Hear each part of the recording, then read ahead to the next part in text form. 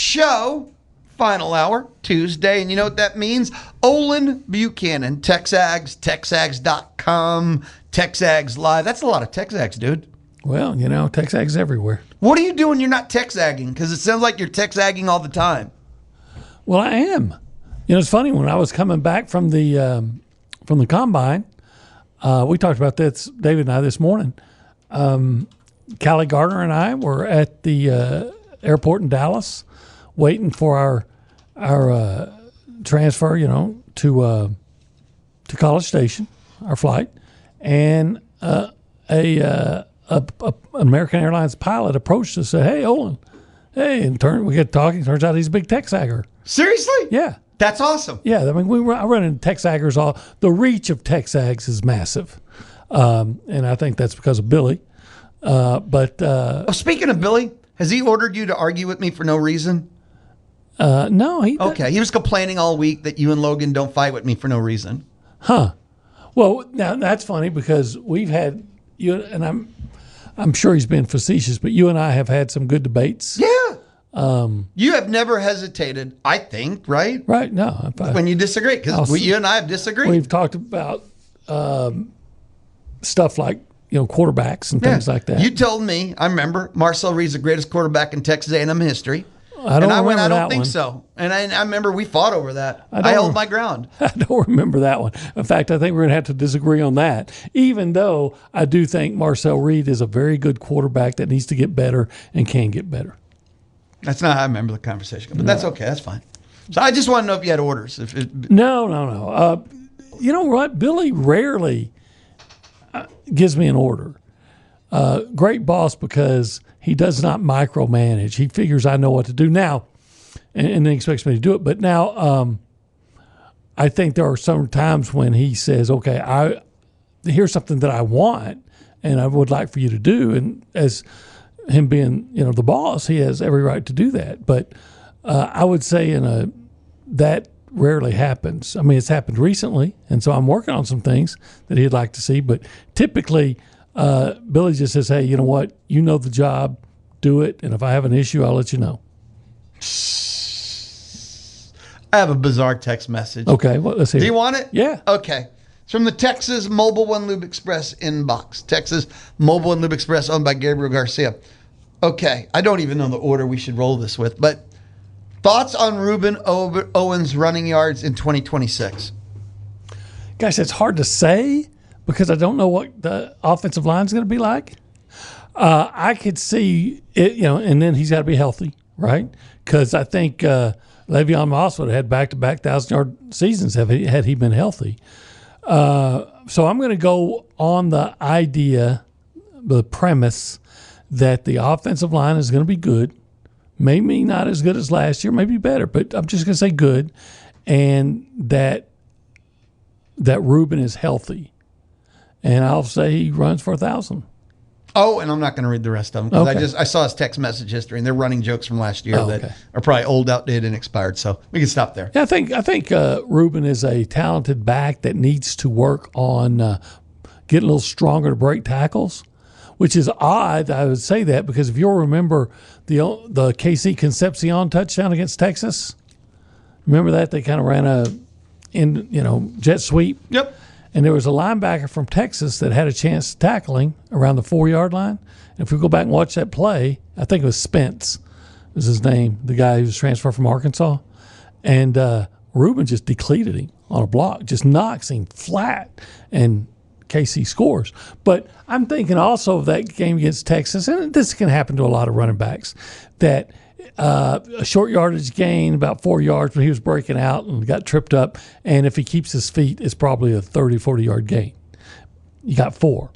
But I also remember, he's capable of big plays like he showed against Missouri with 2 long runs. So a good offensive line and a good and healthy, and he's a 1,000-yard back. So 1,000-yard back.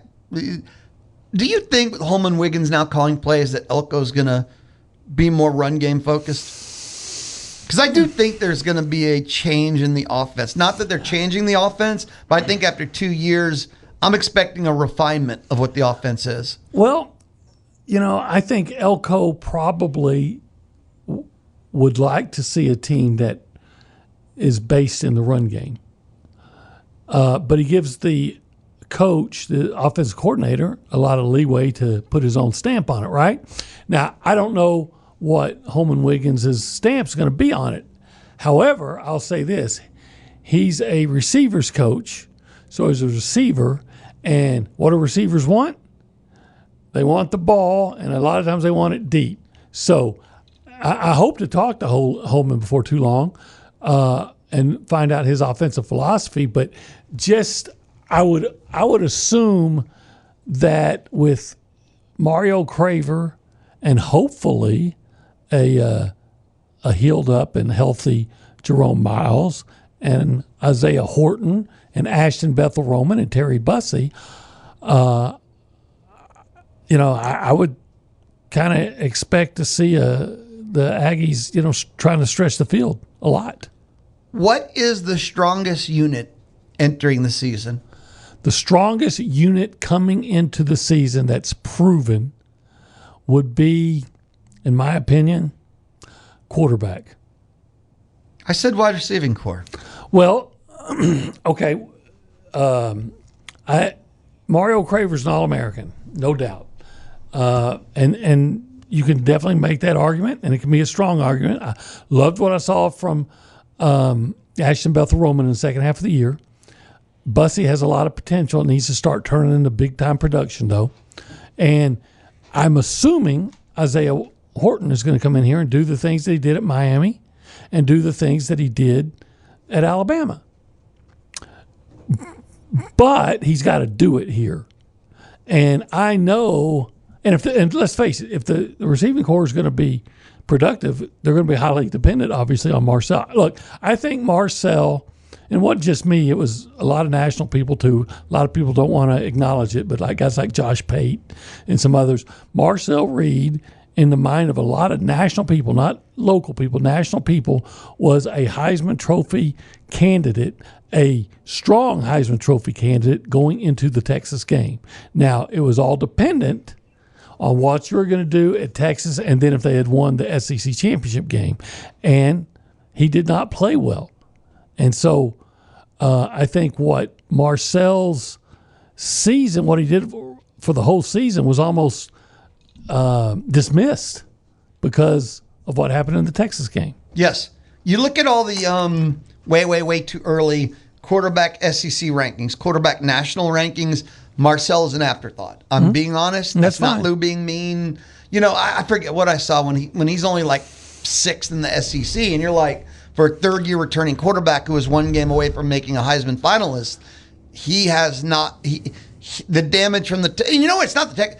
With all these ranking things, it's Texas and Miami is what they're looking at. To be fair. They are, and quite frankly, that Miami. Remember, he got hurt a little bit against Texas, so we don't know. Even though he didn't miss much time, if any, I think he might have been out of play. I thought that he was looking to make big plays against Texas instead of taking opportunities to run or some checkdowns. I thought he did that all year, not just the Texas game. I thought that was a common flaw in his game. I don't know if I completely agree with it, but I thought it was very much it just more prevalent, right? It appeared to me to be more prevalent. Now against Miami made a lot of quarterbacks look bad, and really the only run game they had against Miami was Marcel scrambling. But Marcel's got to be he's got to improve. He's definitely has to improve in the red zone, and he's got to see the receiver come open or even anticipate it better. Because I thought his interception at LSU from like the 5-yard line and the one at Miami 5-yard line, had he anticipated and thrown it earlier, though he would have had 2 more touchdown passes. But it was almost like he didn't see it quick developing. He saw the guy coming open, but it was late, and the DB had time to recover. And the especially in the Miami game, when he was open, the window was not wide open. It was a small. He saw it and threw it so late it was 5 yards behind the receiver. Yeah, and there was really the same thing about Texas. Billy was pointing out about the interception that what's the guy's name, Taff, that he had at the goal line. That Marcel not only threw it late, but he misplaced it a little bit. Had he had played it, he'd thrown it a little bit earlier and a little bit closer inside. It would have been an easy touchdown. So, but you know what? You got to get better, and hopefully, the amount of improvement he showed last year from the previous year, he'll make some similar strides next year. 100%. I think that's the entire storyline, actually, for him. If he made so much progress from 1 to 2, if he makes the exact same amount to 2 to 3. Well, I don't think he's going to make the same amount. No, he has to. Because he took, because think of it as trying to do the old triple jump. You know, you do the hop, the skip, the jump. Well, you typically, it seems like they cover more ground in the second part when they do the skip. And then you finish with the jump. You don't go as far. How do you know so much about the triple jump?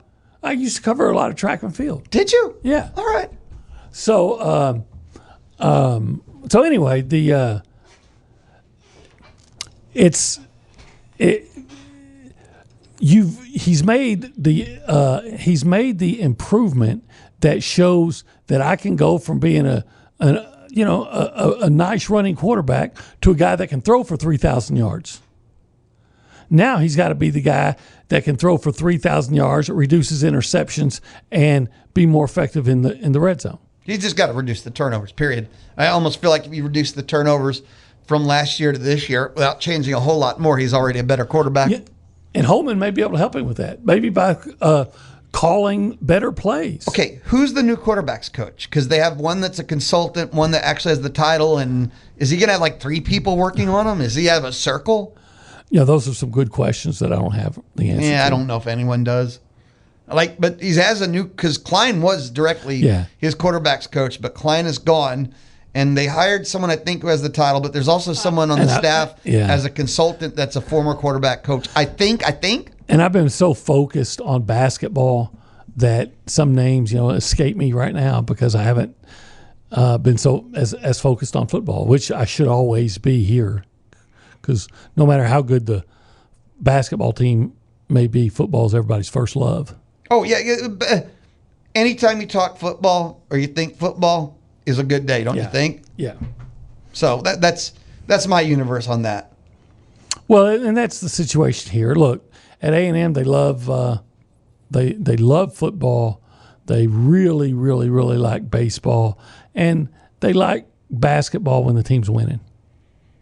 Basketball when they're winning. I've always thought of, tell me if I'm wrong, but I've always thought of basketball here as the ultimate bandwagon sport. 100%. I know. No.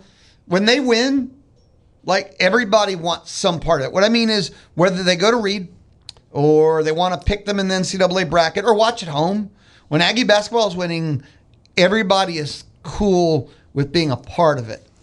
But that's probably the second they're even 500, nobody wants to touch it. It's too easy for people to push them out of their mind. But that's probably people don't talk or think about Aggie basketball in the offseason at all. Where Aggie football is every week, every day, every month. Right, but there are probably programs that are good in football and basketball where people are talking about basketball in the offseason, but they don't care about baseball unless their baseball team catches fire. I would say outside the SEC, that's the norm. Right. So, I don't know if that makes A&M fan base any different. It's just the sports are different. Yeah, I think that's very fair. But here's the thing, too. If Aggie basketball was ever going to have a chance to break on through and change that paradigm, look at the past decade or so of Aggie basketball. They've been 20-plus win for 15 years, and they've been to the NCAA tournament consistently and still can't build. Yeah, I think that they really wanted to glom onto basketball and embrace it, and they do embrace it. And I think they've got the perfect situation here. Billy Kennedy had some good teams, and I really like the guy. And I hope in this case he's not listening because I don't want to hear him hear me being critical of him, but Billy just didn't have a personality that drew a lot of people in. Everybody thought he was a heck of a nice guy, right? And everybody knew he was a heck of a nice guy. But I don't know that he just had that magnetic personality that'll attract people. Now, Like you. well, no, not like me. Like you, Lou. You have a whole radio show. Like Lucci, we'll agree with that. So, but then you had Buzz, who I think Buzz had the cult of Buzz. I think he had It's Buzz Ball, not Aggie Ball. I think it was a chance, but then you figured out pretty early that Buzz his priority was Buzz, not Texas A&M. He wanted to win so he could move on, and now what I think, and I think you might see some things change, especially if they win tonight, but. Now I think you've got the coach with the personality, the magnetic personality that's very likable. And it's genuine. You know, it's not somebody trying to act like he's a good guy. He's not reading cue cards, right? And he's going to have a style of play, or at least he wants to have a style of play that people are going to want to go see. So.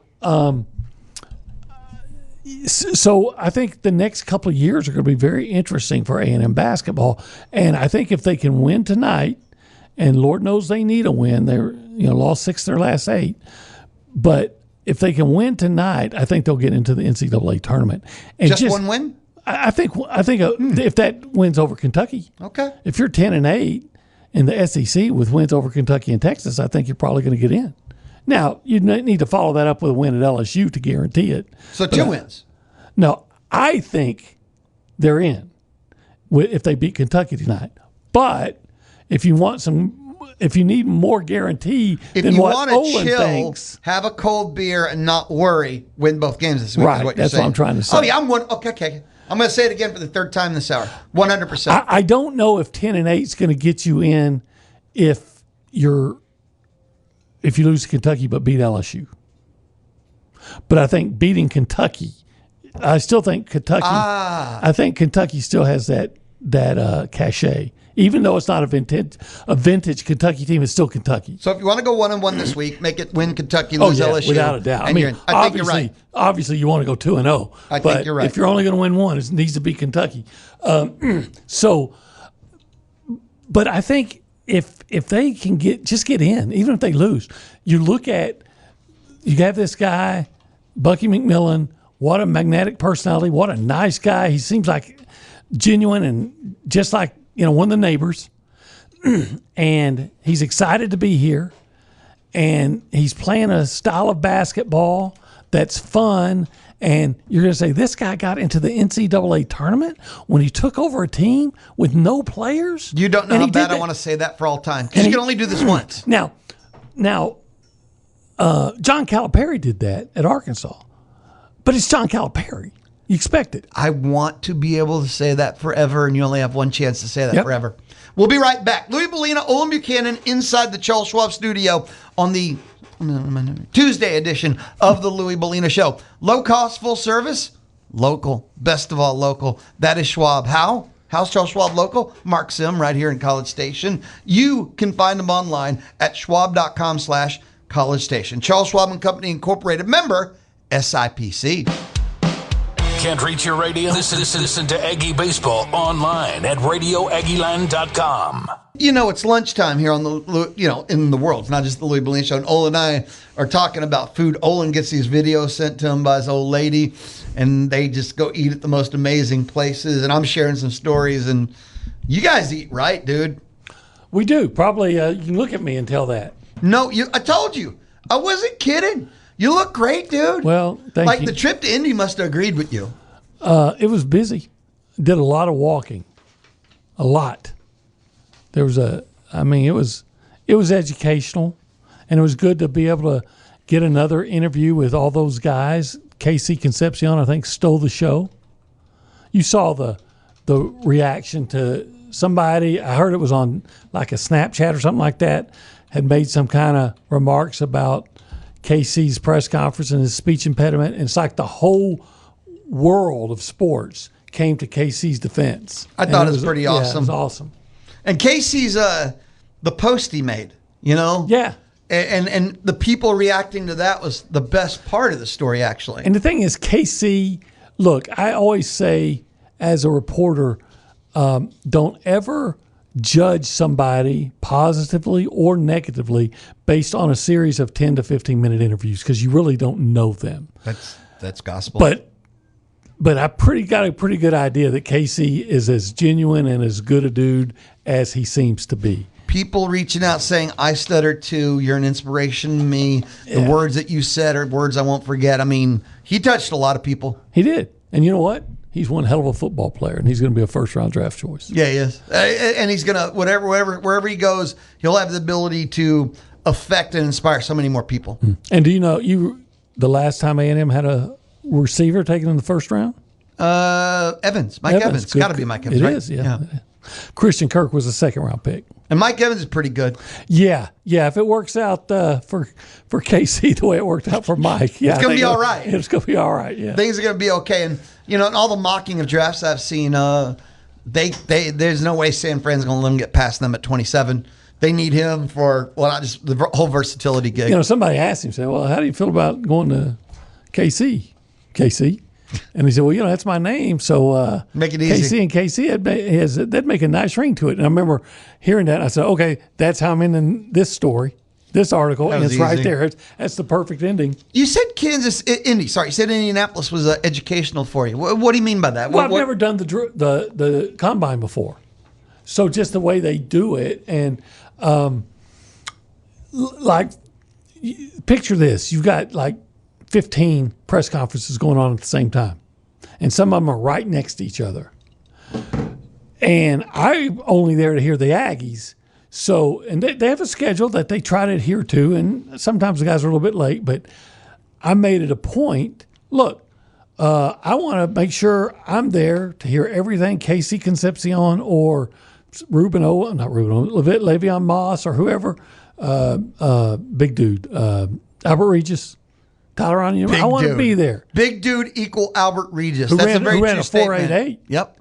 So he impressed. That's pretty impressive. So I got there. Say they're going to be on at 9:30. Say I made sure I was there at 9 to stake my place because eventually a bunch of other reporters would come around. I don't want to be 4 or 5 rows back trying to hear. I need to hear everything they have to say. So I would, but that means I have to stand in place for 30 minutes or 45 minutes. And then the time of. And then, you might have in that day, then I had Le'Veon going about a half hour later. So now I had to go get Le'Veon and stand. So I'm just, I could walk for 2 hours and I'd get tired, but it's fine. You're moving. But when you're just standing still for 2 hours, man, that was just. So you're one of those mimes. It was dry. It was hard on an old man. I'll put it that way. But anyway, I just saw the way they do things, and then the long walk over to actually go into where they were doing the events, the testing. Mm-hmm. But there was really no point in doing it because you can't get close enough to actually. They're showing it on the jumbotron, just like you'd watch it on TV. What you're seeing on TV, it's on the jumbotron. But you're as a reporter, where they put you're still so far away that you have to watch the jumbotron. You might as well be watching on TV. And then they don't make the guys available to discuss, hey, Albert Regis, you ran a 4.88. Are you happy with 4.88? Yeah. How did you do that? Have you ever run that fast before? Well, how'd you do it? And I think that would have been the thing that I don't think players should speak during their combine because they're there to do business. So I'm just being honest. But, I would have loved to have gotten more of the reactions. Again, they're there to work. Well, before and after their combine, they it should be scheduled media. But during that little 4-day stretch, they should work. Well, in the media, if the media is not there, it's not going to be the event that the NFL likes it to be. Now, there was some complaining about some of the things about, like the meal they provided and stuff like that. And you're like, yeah, I don't know how high the combine is on the NFL's priority list of, public relations, right? Say, hey, we're going to go all in on the Super Bowl and all in on the draft and all in on something else. The combine, no. We're going to go budget on that. Did you have issues with the media, man? No, I'm the kind of guy that says if someone wants to give me something for free, I'm not going to question it. No one's making me eat it. I was going to say something is better than nothing. We're owed nothing, and nowadays a lot of people are cutting back on stuff like that. So. Yeah. Well, I can remember when Texas A&M had the best press box meal in the country. Now they don't. I'll just leave it at that. Now they don't. Okay, this is radio, so you can't see inside the Charles Schwab studio, and all I'm doing is just shaking my head going, yeah. But the worst meal that they've ever provided at A&M in the press box is still better than this thing that I think was supposed to be a Philly cheesesteak at Arizona State I had in like 2007, where I had to go run out and get popcorn to try to erase the taste in my mouth. Huh? I don't think it was beef. I think it was horse or dog. Well, actually, in the movie The Patriot, Mel Gibson says a dog's a fine meal, so it couldn't have been a dog. It must have been roadkill. It was so heinous. Did you throw hot sauce on it? Oh, I just took one bite and I really spit it out and gagged and ran out. I mean, literally did a dash to get popcorn to try to get something out of my. So A&M has never fallen to that degree. And you know what? I don't blame them. Again, they don't have to provide anything, right? I mean, if you want to be a bunch of freeloading, I was once covering an LSU Tennessee game in Neyland Stadium football, and at Tennessee, I don't know if they still do this, but they used to. They would always have the chicken fingers and fried chicken stuff like that, but they would always try to have one extra dish that was, kind of indigenous or synonymous with the opponent. Oh, I love that stuff. Like Buffalo came in, they had buffalo wings. Houston Astros will always have a featured concession from the opponent's concession stand at those games. A Dodger dog, a Chicago dog. Yeah. Cincinnati would come in, they'd do Skyline Chili, right? But that's what they would do. So they're playing LSU, and they had gumbo. Of course. And I'm sitting behind these guys, and they're complaining about the gumbo. Oh, this doesn't taste like anything I get in New Orleans. This is well, you're not in New Orleans. You're not in New Orleans, and it's free. Shut up. So I'm not that kind of. You're not that guy. I'm not that. Now I do remember it's just a press conference story. I mean a press box story. So one day I was covering Indiana at Purdue for the Statesman because Drew Brees was the quarterback at Purdue, and if they win, they're going to the Rose Bowl, and they did win. And before the game started, it was an afternoon game, so there was just tons of donuts in that place. And I was sitting behind about some local writers. There was about a dozen of them, and every one of them looked like Norm from Cheers. Every one of them are big, and I was just enthralled at the amount of donuts they were consuming. And I seen them, they had like donuts in their mustaches and stuff like that. And I was just like, I like donuts, but man, these guys were taking it to another level. They love donuts. And then it said, there's a difference. And then they go, it's 12. They started to change because it got to be noon because the game was like starting at 1. And now they're changing out the food. I remember one of them, they're talking about the donuts, and the guy looked up and goes, they got the hot dogs out. So I'm like, man, okay. I've never been that sports writer. I will eat, but I'm not the guy that comes in and just, feasts on the press box meal. We'll be right back. All right. I can't believe we went to here. Well, who doesn't love food, dude? I don't like that food. And I'm going to be honest, and I'm starving. I had a light breakfast, and I thought I'd be fine till 2. I'm starving right now. On top of everything, you started this. Did you start this, or who started this? I did. Okay, and I'm starving on top of this. When we come back, A&M baseball, A&M basketball, and more. This is the Louie Bellina Show. No food. A very hungry Louie Bellina Show on a Tuesday. Presented by CC Electric. Residential, commercial, industrial services. It's what they do at CC Electric. Oh. Time out. Before I step aside. Caller 5 right now. You'll be registered. You'll make it to the finals. You'll have a chance. Because every day, one person. Today's 2. I'm just cheating. I'm in a good mood. Caller number 5. you'll be in the finals. You have a chance to win a pair of tickets to go see Creed at the Houston Livestock Show and Rodeo. Caller 5 now, thanks to Grahalski Sausage Company.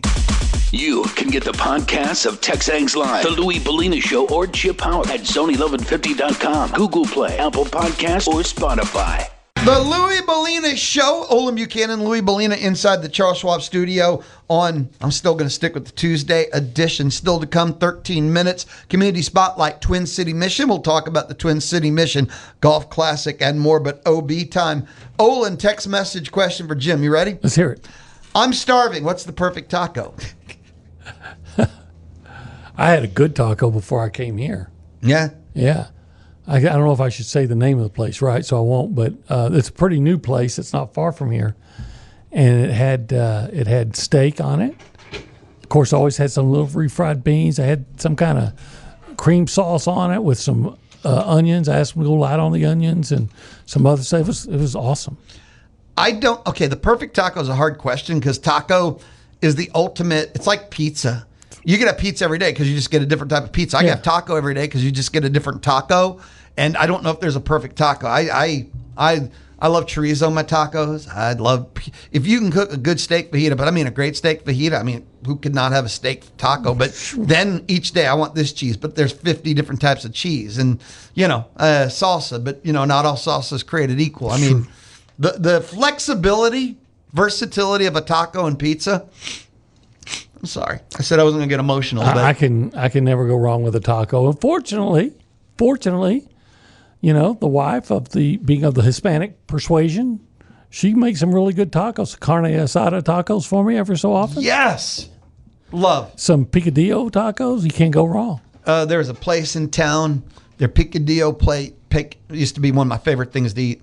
Picadillo plate. I didn't even know what picadillo was, being from East Texas, till I dated her and she made it for me one time. I thought, what is this and where in the hell has it been my whole life? Answer is it's fantastic is what it is. All right. Kind of going to be rapid firing. We don't do anything fast, but firing at you here as you head down the stretch. A&M Kentucky tonight. Who's winning? I'm going to say, just because I want it so much, I'm going to say A&M wins. I'm going to say they get back to making their threes. I think Pop Isaacs is going to be a guy to keep an eye on, and they need it, and they're at home. So I'm going to give them the win over Kentucky and try to tell you that it's not being a homer pick, and you're not going to believe me. Because it is. CBSSports.com did way too early bowl projections. They put A&M in the ReliaQuest Bowl against Penn State. Where's ReliaQuest? Is that Houston? No, ReliaQuest, isn't that a Florida bowl? I don't know. Let me tell you this. I heard you say something before I got here. I was listening to you, and you said that somebody was saying, A&M only played two teams with. Oh, okay. That was from the CBS Sports write-up. They said, let's see, after only meeting two ranked opponents during SEC play in 2025. Yeah, you know what? You know how stupid it is? They're saying because that's why they're picking A&M in a certain place this year. Because in the offseason. They'll have 5 this year in SEC play. Did you know that? But at this time, or going into the season last year, A&M had 5 opponents. Yep. 5 out of in 8. the top 15. Yeah. Look, it was 4 out of 12, 5 and 15. I know that. Right. I talk about that stuff. So when they say, well, I know you do. So when they say, they're saying, well, A&M had an easy schedule. Well, maybe their schedule will be even easier next year. Maybe all these teams that you're saying is going to be so good. What if they don't pan out like LSU and South Carolina did last year? Yeah, but what if a meteorite hits the planet and the season's canceled? You just got to go off of the projections, man. I know. I'm just saying that I would not jump to a conclusion based on who I think is going to be good. But I also know they're trying to come up with off-season content. Yeah. Conversation. Real quick, here are the teams they are putting in the playoffs. Buy, sell, hold. You tell me. Miami is the number 1 overall seed as the ACC champ. I'm probably going to sell that. I went hold. Number 2 is Texas as the ACC champ. I'm gonna sell that. Texas is not going to win the ACC. But now, if you want to say SEC, did I say SEC? Yeah. All right. Texas is SEC champ, 2 overall. I'm going to say I'll hold that. Hold. I'm not going to buy. I think they're going to be good, but I'm not ready to say they're going to be the champs. Indiana wins the Big Ten again and gets the 3 seed. I'm going to sell that. I'm going to take Ohio State. Notre Dame is the 4 seed. I'm probably gonna sell that too. They're full buy. They're my number 1 buy. Okay. I look at their schedule. I look at what they're returning. Their schedule is, and I look at what they're returning. But on that schedule. But look who they're. Yeah, you're right. The schedule. I still don't know if they're the number 1 overall seed, but that schedule is just begging you to be 12-0. Load up. Just load. That's my full. If I could only buy one team in the college football playoff next year, I'm buying Notre Dame first. Oh yeah. Yeah, I don't know how you lose Jeremiah Love and a couple of the other guys are losing and say I'm better, but their quarterback's back and that schedule is a cakewalk. Texas Tech is the 5 seed. Why not? I mean, the Big 12. Yeah, I'll buy that. 6 Georgia. Hold. I buy. I think they're in at large, but they may be higher than that. That's why I'm buying them, because no matter what they're in, you're not going to. Had you said at least the 6th seed, then I'm saying, oh yeah, I'm gonna buy that. Oregon at 7. Yeah, I guess I'll buy that. Ohio State 8. No, that's the lowest I've seen them pick. I'm selling that. Not in the playoff or higher? No, higher. If Indiana's not the 3, Ohio State then is higher, even if they're the 5. So I'm buying them in. I know Indiana's got the quarterback from TCU going up there. Josh Hoover. But to say that they're, or to insinuate that they're not going to miss a beat after Fernando leaves, I think then you're just dismissing the greatness that Fernando had this year. We agree. Yes, 100 times yes. Now, here's the fun ones, and it's the 9 through 12 slots. Okay, 9 through 12. LSU at 9. I can hold on that one. But I'm basing that more on Lane Kiffin's track record than what I see coming back at LSU. If I could have picked any quarterback out of the portal, it was Sam Levitt. I said at the time, I'm not revisioning history, and then you put him with a quarterback guru like Lane Kiffin. I'm still selling them, by the way. I don't think playoffs in the year 1, but if there is to be the one team that, for me, that I'm not expecting, it's going to be LSU. I don't know. I love Levitt. I don't know why you'd look at LSU. He's been in the college football playoff. Yeah, I don't know why you'd look at LSU's defense and say, man, they're going to be as good as they were last year. I don't know how you can. Ole Miss at 10. No, I'm going to sell that. Chambliss is coming back. I know, but there's a lot of other guys that aren't. Pete Golding will cheat to win. Boy, he sure will, won't he? I'll give him that. So you're selling? You ain't trying. Yeah, I'm not going to buy that. I sold too. USC at 11. You know why I'm going to sell? I'm going to sell that. I'm going to tell you why. I don't care what they have. I just don't believe in Lincoln Riley coach team. Same here. Straightforward. Don't need much more fanciness than that. And finally, and this one, Memphis is the G6 at 12. Okay. Whatever, right? Yeah, if you say so. Thank you. Your enthusiasm is underwhelming. Don't they have a quarterback from College Station High? Do they? At Memphis? I think so. I don't know. I don't keep up with Memphis. I think they do. They should have been last year. They leaked a game they shouldn't have and cost themselves. He's a real effective runner. I can't remember his name, but yeah, College Station High. Texas if he's still there. Texas A&M baseball tonight. Yeah. They're going to host the Incarnate Word, 3:45 pregame, 4 o'clock, 4:02, first pitch. Yeah, we discussed that this morning about their mascot being the Cardinal. And we didn't know the Cardinals. So we didn't know if they were talking about, is it going to be the bird or the religious well, the logo is the guy behind under animal. The Pope. The logo is an animal, not in the name of the Hamid and the Patras and all that. No. Okay. So all right. that's an animal. See? Yeah, it's a bird. It's a bird. It's not a plane. It's not Superman. It's a bird. All right. All right. Just want to be clear. We're kind of out of time, and this depresses me. LSU lost to Northeastern last night. And they lost to McNeese the week before. So you don't just take it for granted. LSU midweek, not going well. Here's my question. We're out of 60 time. seconds. Well, go. We're out of time in life, aren't we all? Go. Your thoughts on the 10-1 start the weekend that was Globe Life? I think their start's really good, and I think there's a reason to be optimistic because they've done this with some guys hurt. If they're healthy, I want to know what they are. I think the thing that I don't think they'll be healthy because they weren't last year. You know what I'm most optimistic about is what I've seen from Shane Sadeo and Clayton Faircorn. Dude, be awesome. Thank you always. Olin Buchanan, TexAgs, TexAgs.com, TexAgs Live, hangs out with me Tuesdays inside the Charles Schwab studio. The Louie Bellina Show from inside the Charles Schwab studio. Fun is allowed and sports are fun. Weekdays 11 to 2 on The Zone. The Louie Bellina Show on Tuesdays, 1:50-ish. It's called the Community Spotlight. Visit with another nonprofit in Bryan College Station, first Tuesday of each month. Hey, first Tuesday of March, I check in with Twin City Mission. Ron Crozier joins us on the D4 Land Services hotline. Ron, my brother, how's your world? Lloyd, I wish I could tell you that I'm calling in today instead of being there because I'm out on the golf course, but that would not be true.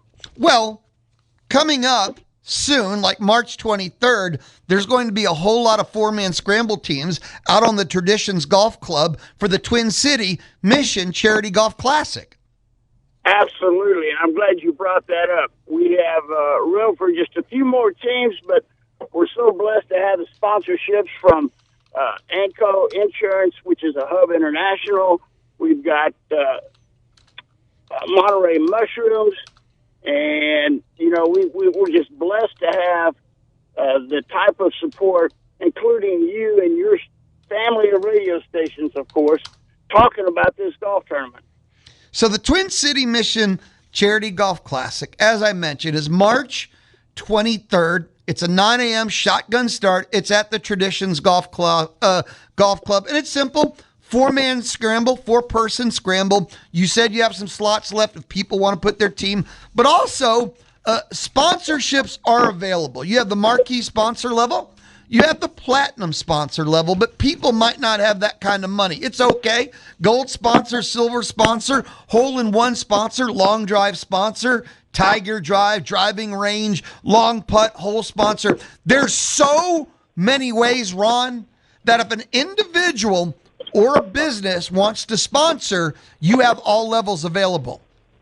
We certainly do, and we'll be taking sponsorships up to the time we tee off, if that makes sense.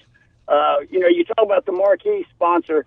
We have a title sponsor, as we've had for the last several years, and that's the Friends of Bubba Moore, the Bubba Moore Memorial Group. They have been great supporters of what we do and what we do for those in need in our community, and I can't stress that enough. Everything that we do at this golf tournament goes back into the programs that help take care of those that are in need in our community. Where can people go to register their four-person scramble team? Where can people go to check out the sponsorship opportunities? Go to our website, twincitymission.org. You can go to our social media, Facebook, it's just Twin City Mission. Or shoot, give me a call, 229-2020. We'll get you hooked up. TwinCityMission.org, and I'm looking at it right now, and folks, it is simple. TwinCityMission.org, and it says 2026 Golf Classic. And you click that, and there's the sign-up form. There's the sponsorship levels. There's Ron's phone number. There's email addresses and more. Go to twincitymission.org and click on the 2026 Golf Classic. But Ron, this Golf Classic, what's it for? People just playing golf? You know what? It's a great way to get out, have fun, fellowship, lots of food, and you're playing golf and you're having a great time, but knowing that your presence out there is making a difference for quality of life for people in our community who are struggling, who just can't get where they need to get, and they need a little bit of help. And here's a math test for you. You said it's the 2026 Charity Golf Classic, right? Yep. How many years we've been doing this, Louie? I said earlier today 92.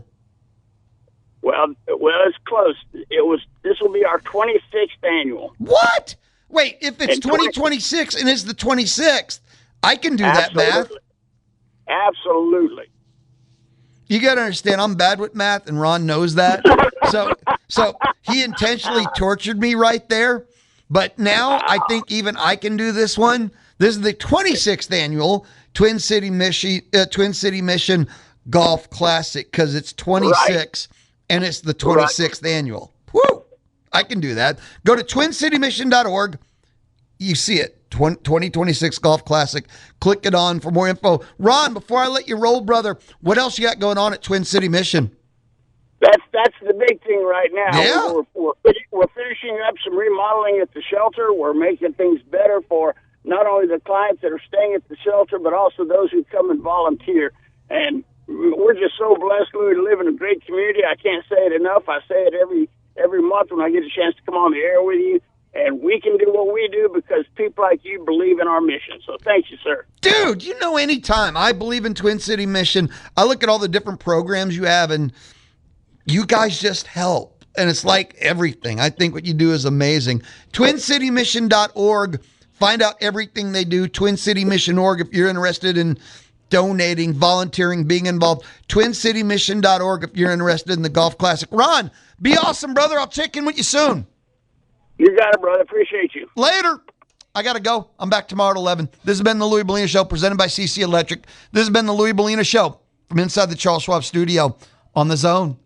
You can hear the Paul Feinbaum Show weekdays 2 to 4 here on The Zone. Presented by Polaris Fun Center.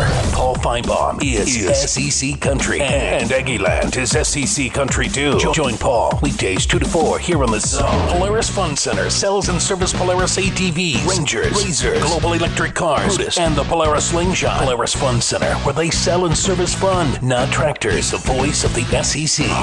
And you can hear Paul Feinbaum weekdays 2 to 4 here on The Zone.